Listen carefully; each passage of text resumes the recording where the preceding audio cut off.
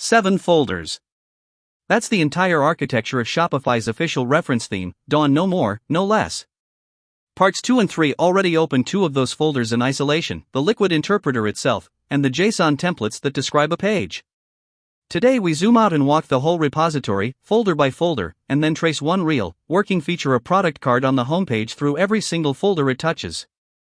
Every line of code in this episode comes straight from Shopify's own public Dawn repository. Welcome back to Shopify Development Deep Dive. Dawn is Shopify's own reference theme, the theme its documentation points to, the theme new Shopify themes fork from, and the theme every online store 2.0 feature gets battle tested in first.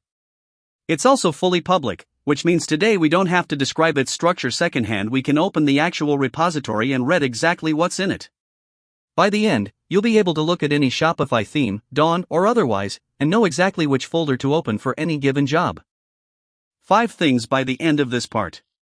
Dawn's 7 top-level folders, and what each one is exclusively responsible for. No overlap, no ambiguity. How a section actually renders a reusable snippet, with real arguments passed at the call site, not a simplified example. The .comment convention Dawn's own snippets use to declare which parameters they accept, right inside the file. How translation keys connect locale files to both snippets and section schemas at the same time.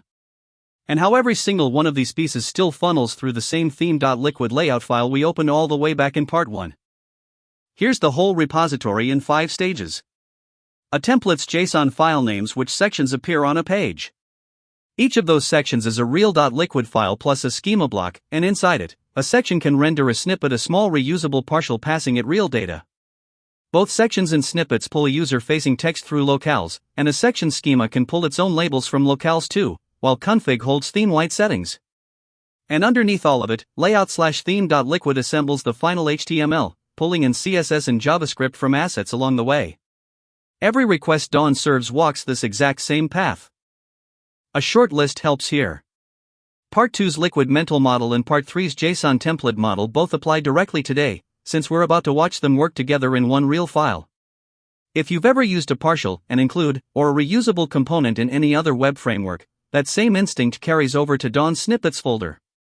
A local clone of Dawn helps if you want to follow along file by file, but we name every path as we go, so it isn't required.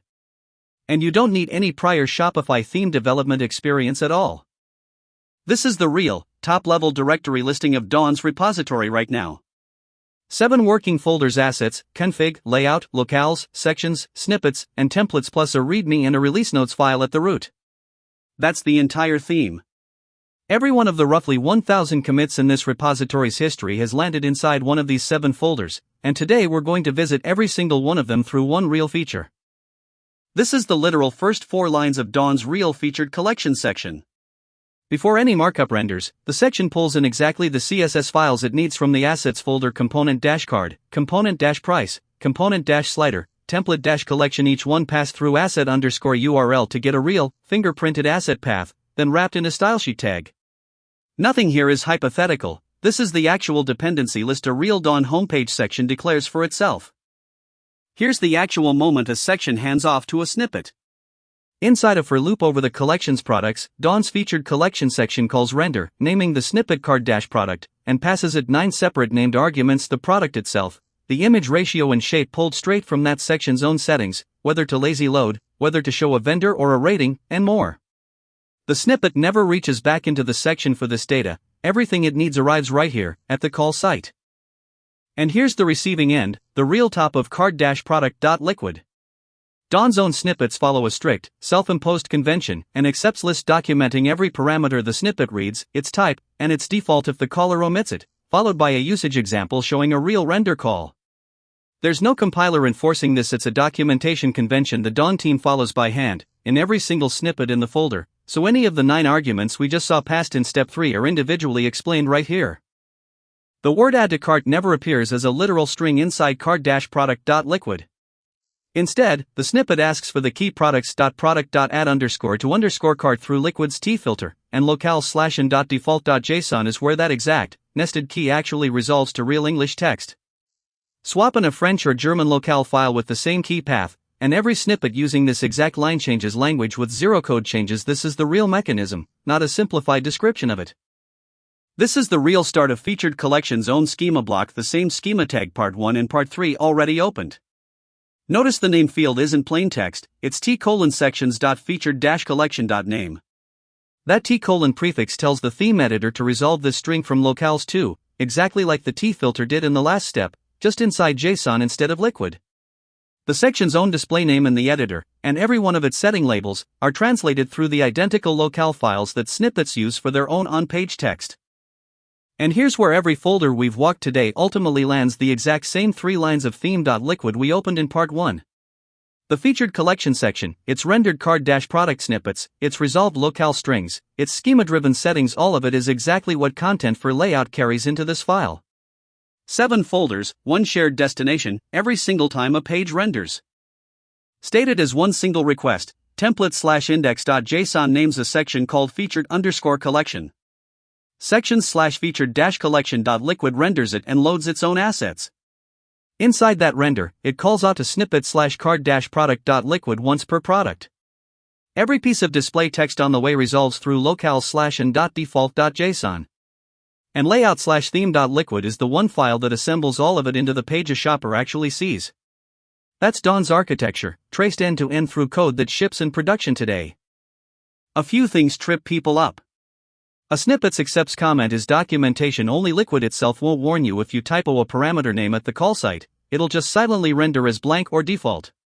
The t: prefix used inside schema JSON is not literally the same mechanism as the t filter used inside liquid markup, even though both ultimately resolve through the same locale files.